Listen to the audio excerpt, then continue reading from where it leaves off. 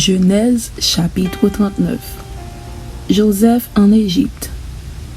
On fit descendre Joseph en Égypte, et Potiphar, officier de Pharaon, chef des gardes égyptiens, l'acheta des Ismaélites qu'il y avait fait descendre. L'Éternel fut avec lui, et la prospérité l'accompagna. Il habitait dans la maison de son maître, l'Égyptien. Son maître vit que l'Éternel était avec lui, et que l'Éternel faisait prospérer entre ses mains tout ce qu'il entreprenait. Joseph trouva grâce aux yeux de son maître, qu'il employa à son service, l'établit sur sa maison et lui confia tout ce qu'il possédait. Dès que Potiphar lui établit sur sa maison et sur tout ce qu'il possédait, l'Éternel bénit la maison de l'Égyptien à cause de Joseph.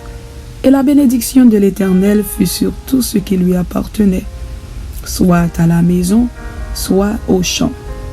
Il abandonna aux mains de Joseph tout ce qui lui appartenait, et il n'avait avec lui d'autre soin que celui de prendre sa nourriture. Or, Joseph était beau de taille et beau de figure.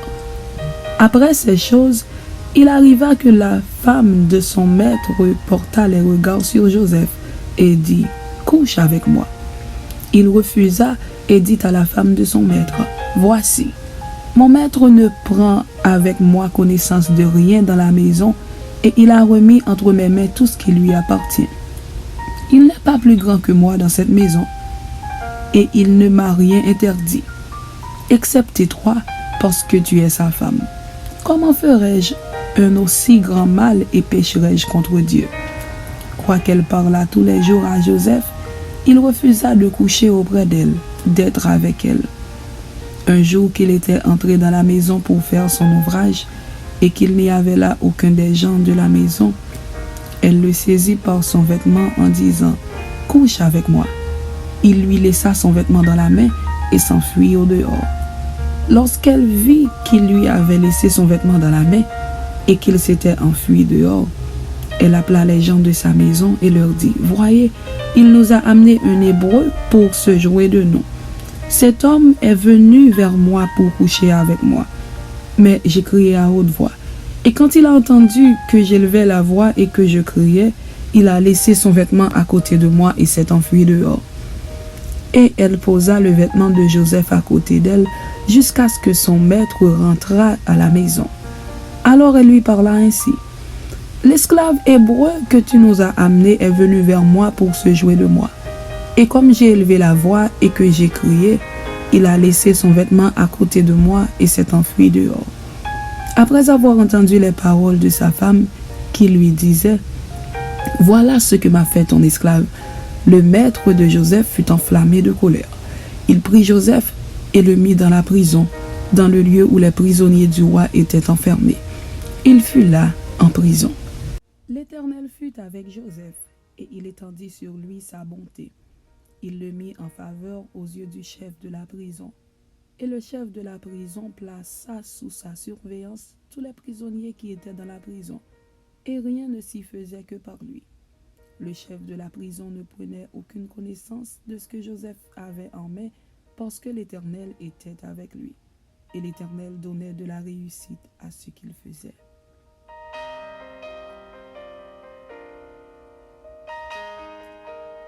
Genèse chapitre 40. Après ces choses, il arriva que les chansons et le panetier du roi d'Égypte offensèrent leur maître, le roi d'Égypte. Pharaon fut irrité contre ces deux officiers, le chef des échansons et le chef des panetiers. Et il les fit mettre dans la maison du chef des gardes, dans la prison, dans le lieu où Joseph était enfermé. Le chef des gardes les plaça sous la surveillance de Joseph, qui faisait le service auprès d'eux. Et ils passèrent un certain temps en prison. Pendant une même nuit, les chansons et le panetier du roi d'Égypte qui étaient enfermés dans la prison eurent tous les deux un songe, chacun le sien, pouvant recevoir une explication distincte. Joseph, étant venu le matin vers eux, les regarda, et voici, ils étaient tristes. Alors il questionna les officiers de Pharaon qui étaient avec lui dans la prison de son maître, et il leur dit « pourquoi avez-vous mauvais visage aujourd'hui? Ils lui répondirent, nous avons eu un songe, et il n'y a personne pour l'expliquer. Joseph leur dit, n'est-ce pas à Dieu qu'appartiennent les explications? Racontez-moi donc votre songe. Le chef des échansons raconta son songe à Joseph et lui dit, dans mon songe, voici, il y avait un cep devant moi. Ce cep avait 3 sarments. Quand il eut poussé, sa fleur se développa et ses grappes donnèrent des raisins mûrs. La coupe de Pharaon était dans ma main. Je pris les raisins et je les pressai dans la coupe de Pharaon. Et je mis la coupe dans la main de Pharaon. Joseph lui dit, en voici l'explication. Les 3 sarments sont 3 jours. Encore 3 jours, et Pharaon relèvera ta tête et te rétablira dans ta charge. Tu mettras la coupe dans la main de Pharaon, comme tu en avais l'habitude lorsque tu étais son échanson.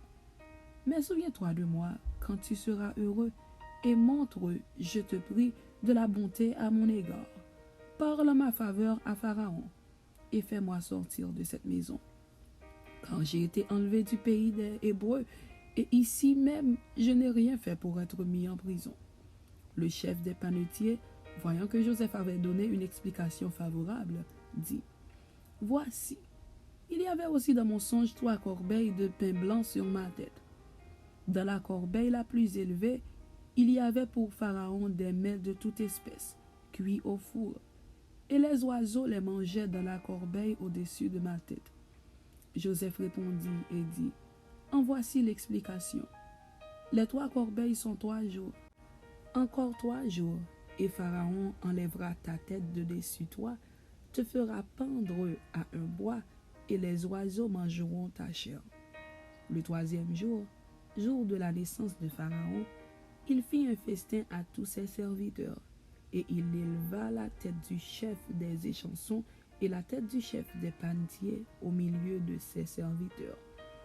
Il rétablit le chef des échansons dans sa charge d'échansons pour qu'il mît la coupe dans la main de Pharaon. Mais il fit pendre le chef des panetiers selon l'explication que Joseph leur avait donnée. Le chef des échansons ne pensa plus à Joseph. Il l'oublia. Amen. C'était Genèse chapitre 39 et Genèse chapitre 40. Que Dieu vous bénisse. Amen.